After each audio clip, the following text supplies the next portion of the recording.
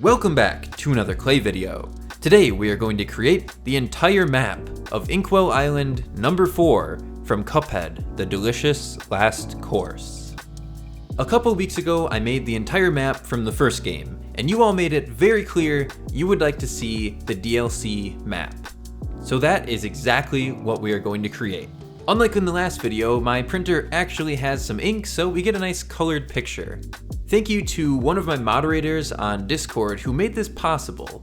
I sent him a bunch of different screenshots from around the map, and he stitched them together in Photoshop to make this amazing map. I would have actually created the map sooner, but I couldn't find an actual map from the game at all.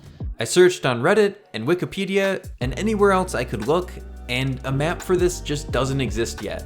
I've been thinking of ways to make my creations bigger but also save money on clay. These boards are each only $1 each, and the amount of space they save is way more than $2 of clay. You can find these wooden plaques typically at dollar stores, or I even found mine at Walmart for $1. I added in some junk clay just to bulk it up a little bit more because I like the water to be nice and raised up. On top of that, I added in some lightly mixed blue and white clay for this amazing ocean effect. Now, taking all of the paper templates, we can start creating the different islands. I originally thought this is going to be a really easy thing to create, and maybe it's going to be equal to one of the original islands in the first game, but it's actually very detailed and much more than I expected. Using the template again, we can create a perfect shape for the grass. Just like in the other Cuphead map, I'm going to go around and create the basic details on all of the islands, these being basically grass, snow, whatever type of ground details there are. The snow island is going to be a little bit tricky just because white clay gets dirty so fast and so easily, and I've seen a decent amount of comments asking how I keep it clean, so I'll share a little secret with you. I typically have a little pile of clay on the table that I call junk clay. It's just leftover colors from other projects. I roll it around my hands and it collects all of the different dust and hairs on my hand, and then you can work with the white clay for a while and it stays perfectly clean. Alternatively, you can just let your clay get super dirty and clean it up afterward using something like acetone or rubbing alcohol. But personally, I like to try to keep it as clean as possible. I've added in some little blobs of snow here. And now we can do my famous bush and tree creating process. Roll a bunch of different balls of green together and you create some nice little bushes. We can place those all over and kind of smash them together, and now we have some nice plant life on the island.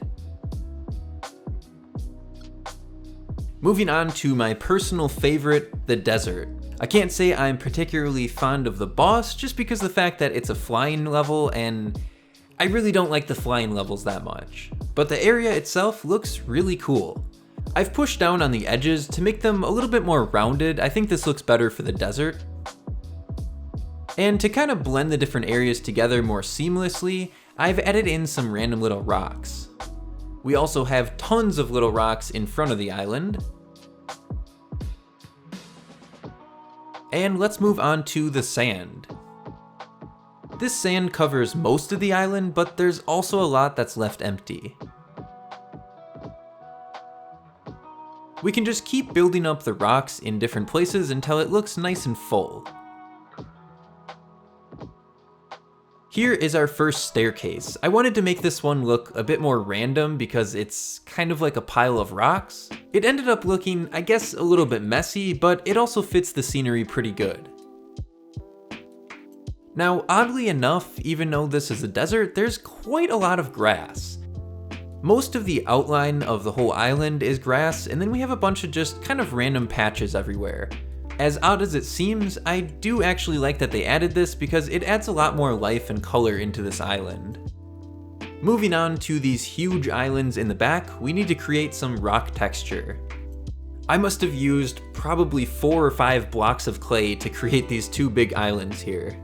And if you'll notice, I made both of these different heights, and I thought that would just add a little bit more depth into the map. These are going to be some brick walls that surround this big main island.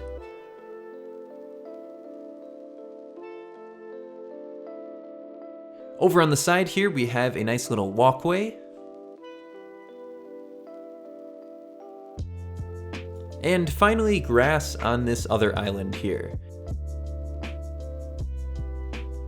And on top of that, we can create a nice little waterfall. Now, Cuphead and Mugman need some way to get around the island, so let's create a bridge.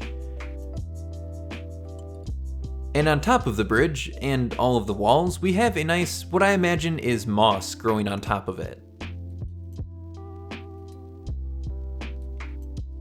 After coating all of the walls in a nice layer of green, we can move on to our next little island. I guess we'll call this the landing island. This is where you first come into the DLC island. It's fairly simple in design because you don't actually really do much here, but it really helps fill in the water. I noticed in the first Cuphead map that I made, there's just kind of a lot of dead water space that really could have some more stuff on it. This map really seems to fill out much more of the usable area. We need a way to get up and down the island, so let's add in some staircases.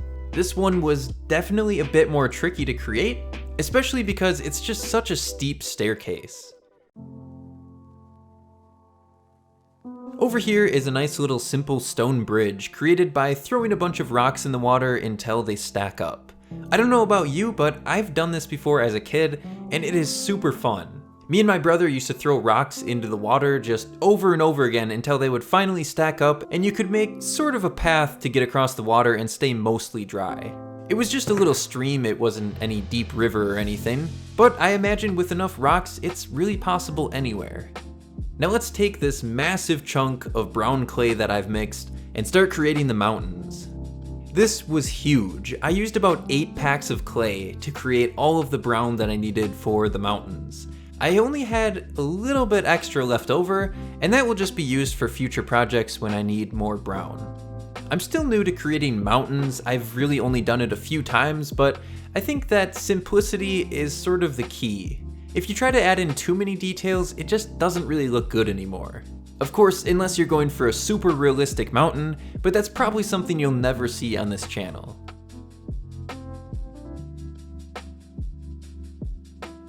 On top of the peaks, we need to add in some snow. I didn't add this onto every single peak, more so just kind of the higher up ones or where I thought needed it. Now that we're done with all of the base details, we can start creating more specific details and finishing off each island one at a time. So I decided to start on the smallest island and create Mortimer Freeze. This is probably in design my favorite boss, but I'm having a lot of trouble trying to beat it. To be fair, I've been spending so much time making these maps out of clay, I haven't had too much time to actually play the game, so I've probably tried this boss maybe 20 to 30 times. I've gotten to the final phase many times, so I'm sure that victory is just right around the corner. I think as I go through the game and beat the bosses on regular, it would kind of be fun to create each of those bosses with clay. That was kind of the inspiration for creating Glumstone the Giant. I had just beaten him on regular and got super inspired to create him with clay. There's a lot more from this game that I still want to create with clay, so get ready for a whole lot of Cuphead bosses.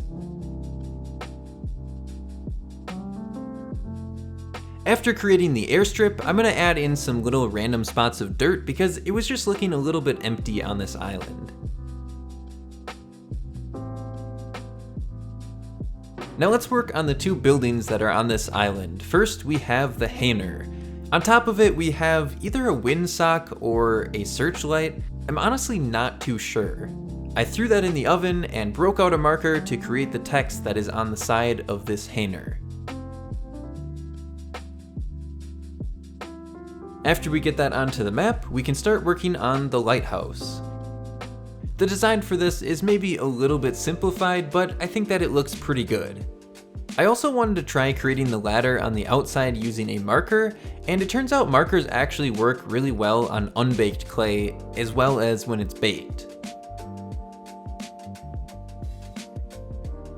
I'm assuming a lot of you know about this secret by now, but I'm not going to spoil how you do it, just that there is a secret boss in the game and it has to do with this graveyard.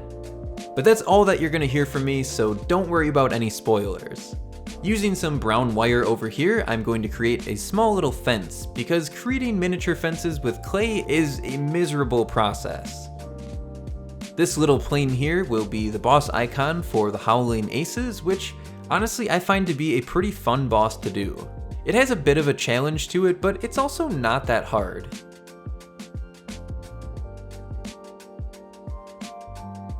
Moving on to the next island, the desert, we can start kind of filling up the scenery a bit more. There's not a whole lot going on here, but enough to make it look nice and lively.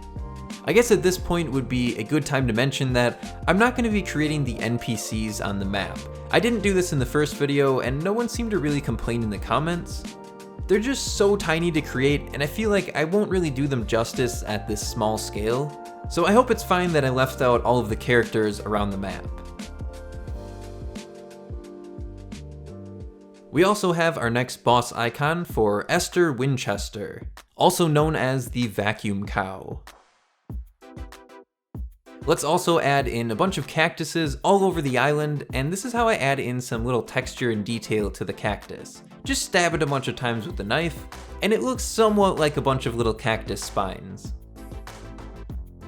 We also have some purple, kind of succulent looking plants over here. And this back area is nothing important, but it adds some extra details into the area. Moving down to the starting island, as I'm doing the voiceover, I realized I did not create the boat that you actually come to this world on. But that's gonna have to be okay. When it comes to creating houses, I'm never sure how much details I should show, because although a lot of the houses have variations, ultimately they're not that different from one another. So I'm going to show 3 different types of houses I created, and from there I'll skip to some more of the houses that have bigger differences in design.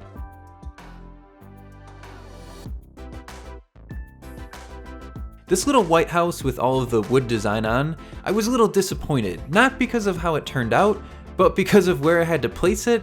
You really can't even see it. And I think this was one of the coolest houses I created.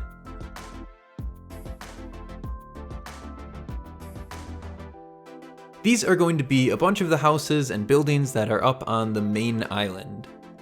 This is a small little water tower.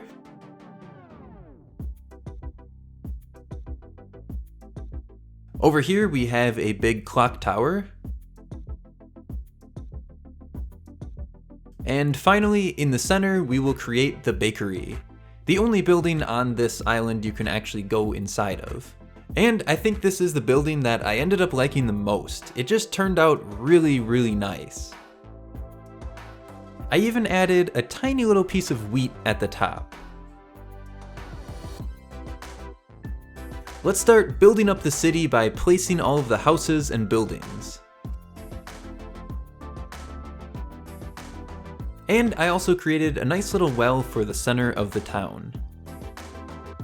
This little newspaper cart is where you do the tutorial for Miss Chalice, and even if you think you already know how to play the game, you should still check out the tutorial because there is a coin in there that you can't get any other way. We have a nice little shop here, which I created much differently than the first 3 islands. A little picnic table, and the little blocks that the first, second, and third place winners from the climbing contest stand on top of. This is the boss icon for Glumstone the Giant. It's just some nice little rocky feet. Also, we can add in some extra little rocks. Now, let's start creating the trees that populate a large portion of the map. This is my method for creating these pine trees. I actually did create a lot of tree trunks that I was going to sit them on top of, but I realized that they actually look pretty good as is, just sitting right on the map. I ended up making probably double, if not triple, the amount of trees I just showed right there. It's kind of hard to judge since I'm just kind of filling in the empty spaces, but I'd rather make not enough and have to make more than waste my time making a whole bunch of extra trees I don't need. Over here we have a different type of tree. And over by Glumstone the Giant, I added in a few little snowy pine trees. With all of those details in place, now we are ready to get baked.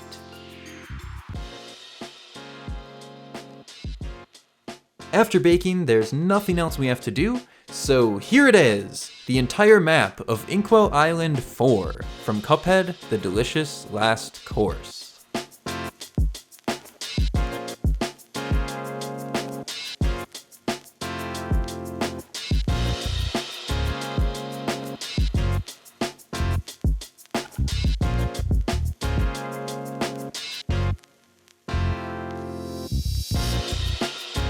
I've been having a lot of fun creating these Cuphead creations with clay, and I have plenty more planned. If you want to check out the things I have already created from Cuphead, you can click on the playlist at the end of this video. I hope you all enjoyed this map creation. Thank you all for watching, and I will see you all in the next one.